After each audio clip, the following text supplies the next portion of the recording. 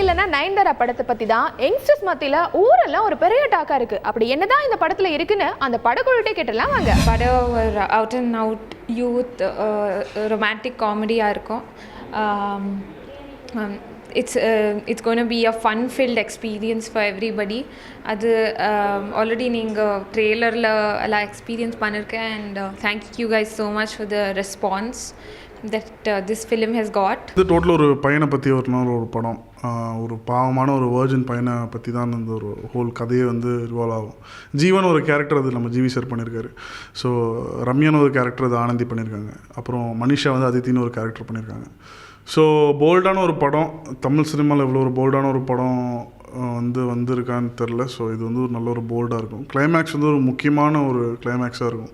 இது வரைக்கும் யாரும் பார்க்காத ஒரு கிளைமேக்ஸாக இருக்கும். ரொம்ப போல்டான ஃபிலிம், இந்த ஜென்ரேஷனுடைய போல்டு ஃபிலிம். ஒரு படத்துக்கு ஒரு டைமில் பார்த்தீங்கன்னா சிகப்பு ரோஜாக்கள் அந்த ஜென்ரேஷனுக்கு போல்டான ஃபிலிமாக இருந்தது.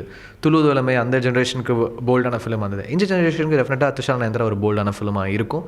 அதனால் ஏ சர்டிஃபிகேட் வாங்கியிருக்கு.